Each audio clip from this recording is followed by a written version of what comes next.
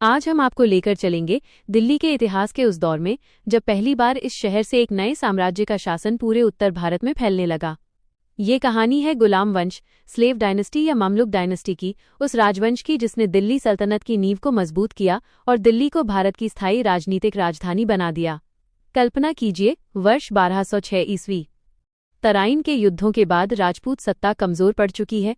दिल्ली में एक नए युग की शुरुआत होने वाली है। सत्ता अब एक ऐसे व्यक्ति के हाथों में आने वाली थी जो कभी एक गुलाम था, लेकिन अपनी योग्यता, साहस और नेतृत्व के बल पर इतिहास रचने वाला था। ये थे कुतुबुद्दीन ऐबक।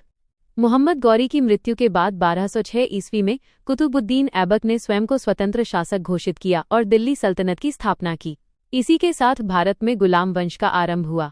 गुलाम वंश नाम सुनकर ऐसा लगता है कि ये शासक साधारण दास थे, लेकिन वास्तव में ये ममलूक परंपरा के प्रशिक्षित सैनिक और सेनापति थे, जिन्हें उनकी योग्यता के आधार पर ऊंचे पद प्राप्त हुए थे। यही कारण है कि कुतुबुद्दीन ऐबक जैसे शासक एक विशाल साम्राज्य के संस्थापक बने। कुतुबुद्दीन ऐबक ने दिल्ली को अपनी सत्ता का प्रमुख केंद्र बनाया। इसी काल में कुव्वत उल इस्लाम मस्जिद का विस्तार हुआ और कुतुब मीनार का निर्माण प्रारंभ हुआ। यह मीनार केवल स्थापत्य कला का अद्भुत उदाहरण नहीं थी, बल्कि नए शासन की पहचान भी बन गई। ऐबक के बाद उसके उत्तराधिकारी इल्तुतमिश ने दिल्ली सल्तनत को वास्तविक मजबूती प्रदान की। उन्होंने विद्रोहों को शांत किया, सीमाओं को सुरक्षित किया और दिल्ली को एक संगठित प्रशासनिक राजधानी के रूप में विकसित किया। इतिहासकार उन्हें दिल्ली सल्तनत का वास्तविक संगठक मानते हैं। इल्तुतमिश ने चांदी का टंका और तांबे का जीटल सिक्का जारी किया, जिससे व्यापार और अर्थव्यवस्था को नई स्थिरता मिली।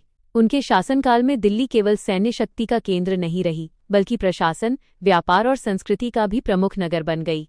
फिर इतिहास ने एक नया अध्याय लिखा। इल्तुतमिश की पुत्री रज़िया सुल्तान दिल्ली की पहली और एकमात्र महिला सुल्तान बनी। उन्होंने सामाजिक परंपराओं को चुनौती देते हुए शासन संभाला और ये साबित किया कि नेतृत्व क्षमता किसी लिंग की मोहताज नहीं होती। गुलाम वंश के अंतिम वर्षों में राजनीतिक संघर्ष बढ़ने लगे। अंततः 1290 ईस्वी में खिलजी वंश ने सत्ता संभाली और दिल्ली सल्तनत का नया अध्याय शुरू हुआ। लेकिन गुलाम वंश की सबसे बड़ी विरासत क्या थी? इसी वंश ने दिल्ली को एक स्थायी राजधानी के रूप में स्थापित किया।